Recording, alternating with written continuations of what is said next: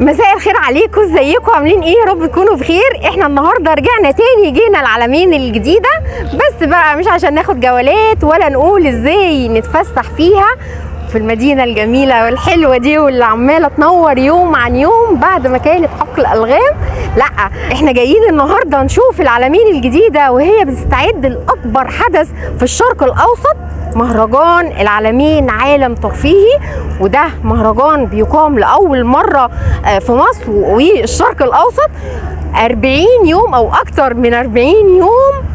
كل الأنشطة الترفيهية هتلاقوها في العلمين.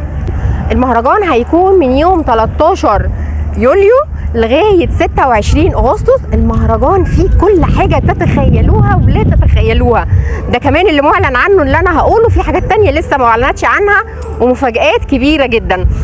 عندكم كل يوم حفلة لمطربين مصريين والوطن العربي، وفي نجوم هيكونوا مفاجأة من دول تانية هيحضروا الحفلات دي وهتقام في العلمين.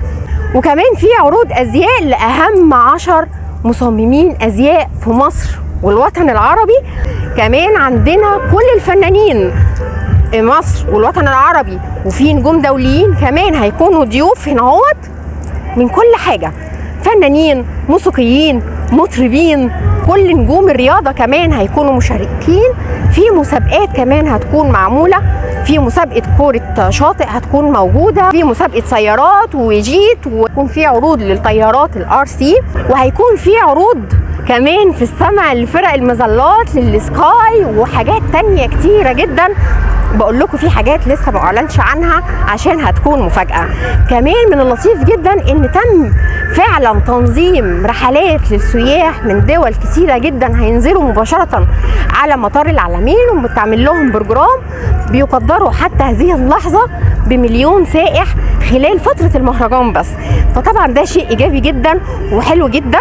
وكمان عايزة اقول لكم على معلومة هتفرحوا لها برضو جدا، ان المهرجان ده مش كل سنة هيكون في العلمين، لا، في سنة هيكون في شرم الشيخ، وفي سنة كمان هيكون في أسوان، وكل سنة هيكون في محافظة. جداول الحفلات والمسابقات والحاجات دي هتلاقوها كلها على طول موجودة على السوشيال ميديا، وانا هنزلها لكم على صفحتي اول باول على صفحة بنت مصر على الفيسبوك.